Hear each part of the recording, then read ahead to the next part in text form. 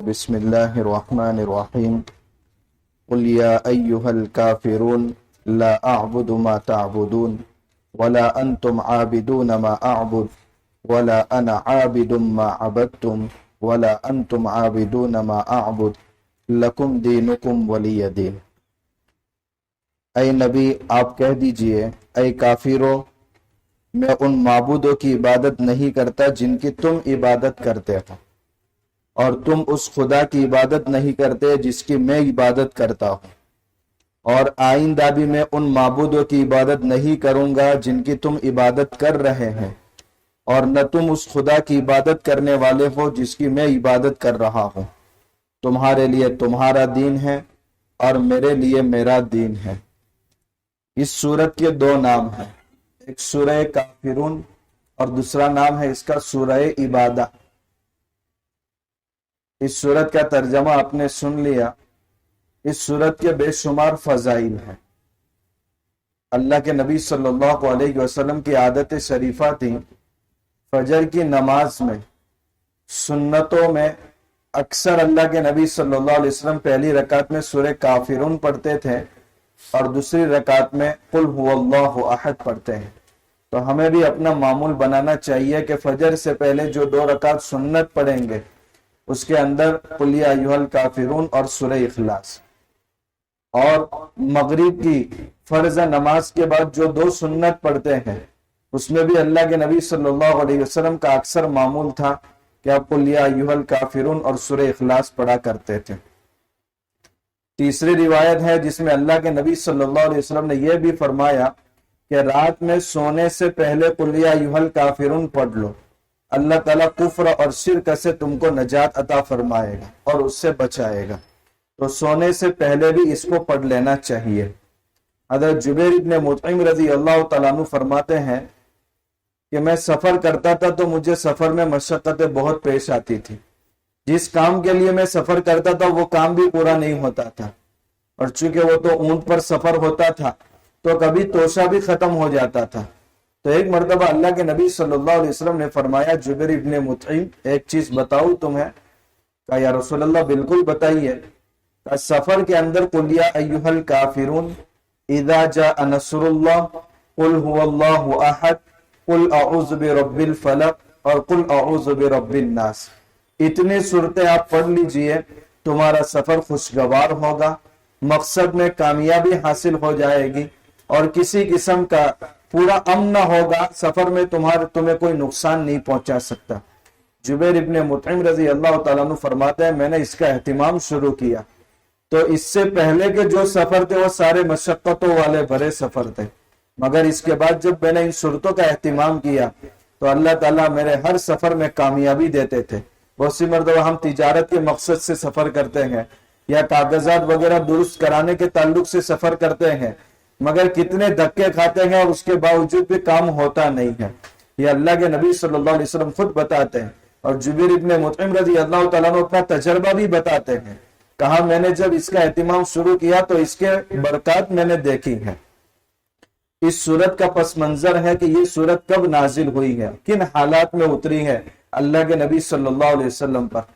تو اللہ کے نبی صلی اللہ علیہ وسلم نے جب مکہ کے اندر اسلام کی دعوت کو لوگوں کے سامنے پیش کرنا شروع کیا تو جن کے حق میں ہدایت لکھی ہوئی تھی وہ اللہ کے نبی صلی اللہ علیہ وسلم سے قریب ہو گئے، لیکن جن کے حق میں ہدایت نہیں لکھی تھی اب ان کی چودراہٹ خطرے میں پڑ رہی تھی، کیونکہ ہم حضور کی بات مان لیں گے تو ان کی ماتحتی میں آنا پڑے گا، ہماری شان و شوکت سب ختم ہو جائے گی، ہماری عزت اور مرتبہ ختم ہو جائے گا۔ تو ناک کا مسئلہ تھا، تو انہوں نے بجائے اس کے کہ حضور کی بات کو قبول کریں، حضور کی مخالفت کے لیے انہوں نے کمر باندھ دی اور ہر قیمت پر حضور کو روکنے کی کوشش کی۔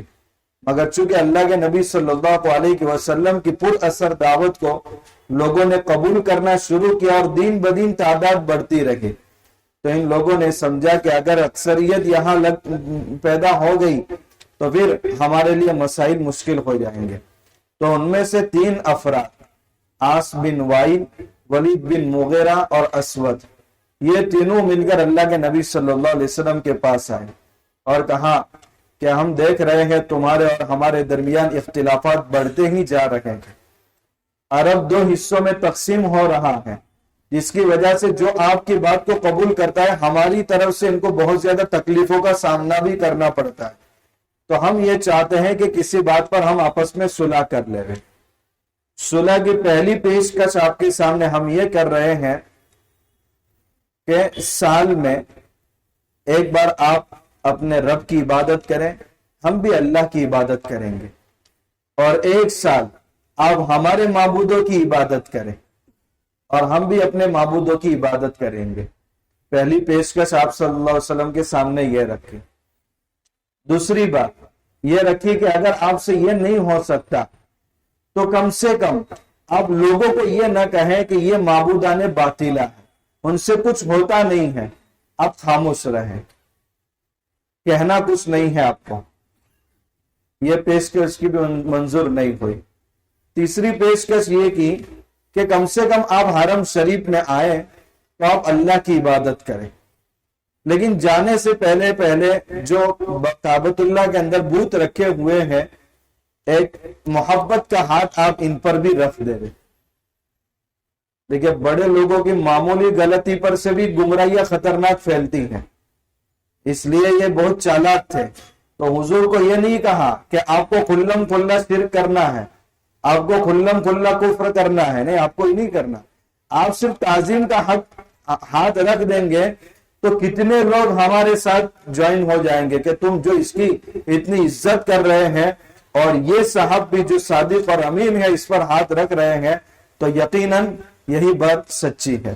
یہ تین پیشکش آپ صلی اللہ علیہ وسلم کے سامنے رکھی.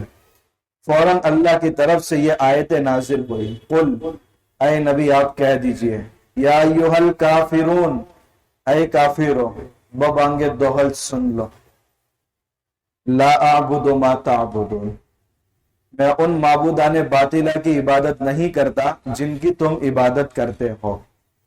یہ مجھ سے کبھی بھی نہیں ہو سکتا. آپ میرے سامنے یہ درخواست آئندہ رکھے ہی نہیں. وَلَا أَنْتُمْ عَابِدُونَ مَا أَعْبُدُ، اور تم اس اللہ کی عبادت نہیں کرتے جن کی میں عبادت کرتا ہوں. حالانکہ کفار مکہ اللہ کو مانتے تھے، اس لیے قرآن کریم میں ایک جگہ تذکرہ ہے کہ جب کفار سمندر میں کشتی پر سوار ہوتے تھے اور وہ ہچکولے کھانے لگتی تھی اور ڈوبنے کے قریب ہوتی تھی تو اپنے سارے معبودوں کو بھول جاتے تھے اور ایک اللہ کو پکارتے تھے کہ یہاں تو ہی بچا سکتا ہے، باقی کوئی سننے کو تیار نہیں ہے. تو وہ اللہ کو مانتے تھے اور کبھی کوئی اچھا کام شروع کرنا ہوتا تھا تو بسمک اللہم، اللہ کے نام سے اس کو شروع کرتے تھے. مگر پھر بھی اللہ کے نبی صلی اللہ علیہ وسلم فرماتے ہیں جس اللہ کی میں عبادت کرتا ہوں اس کی تم عبادت نہیں کرتے.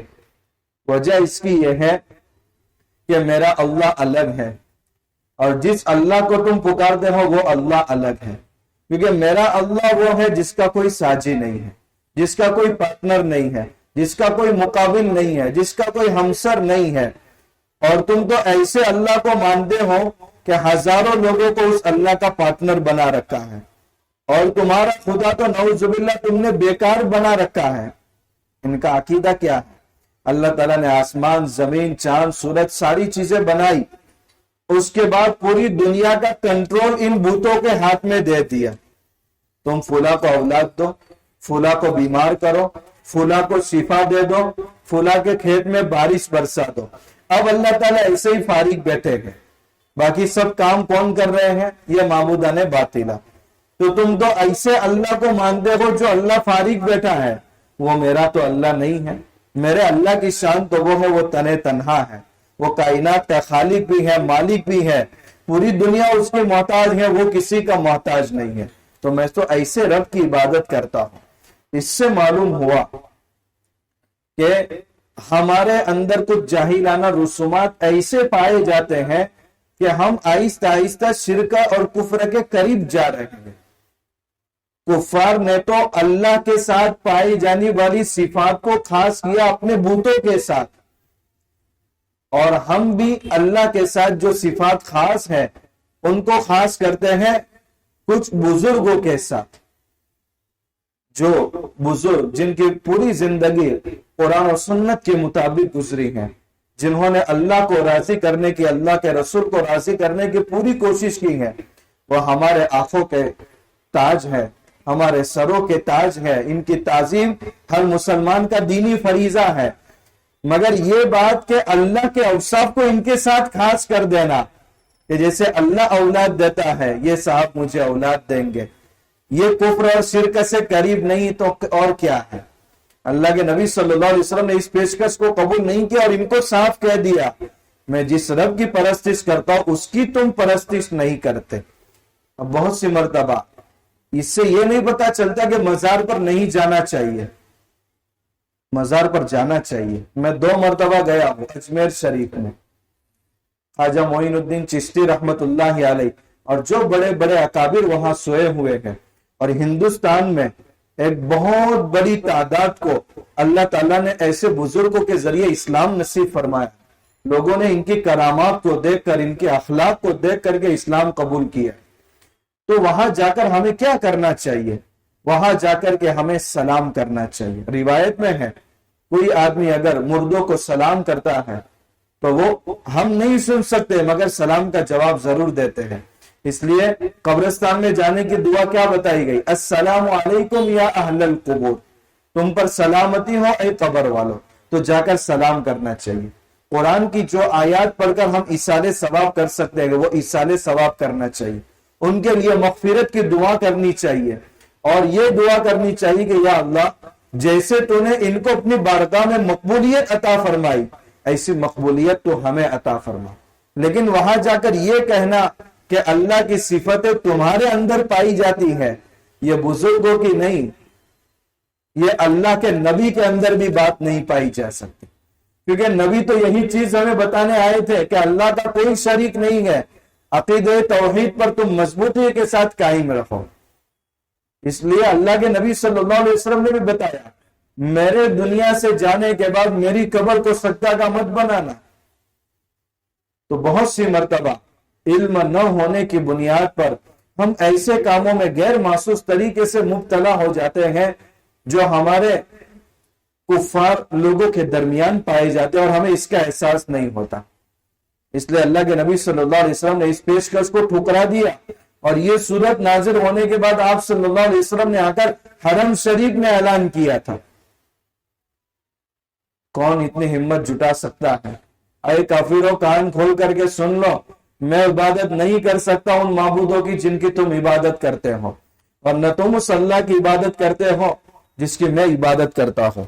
آگے اللہ کے نبی صلی اللہ علیہ وسلم نے فرمایا وَلَا أَنَا عَابِدٌ مَا عَبَدْتُمْ، اگر تمہیں مستقبل کے تعلق سے یہ اندیشہ ہے کہ آج نہیں مان رہے تو کل مان لیں گے، وَلَا أَنَا عَابِدٌ مَا عَبَدْتُمْ، جن معبودان باطلہ کی تم پرستش کرتے ہو آئندہ بلکہ قیامت تک میں ان کی پوجا کرنے والا نہیں ہوں۔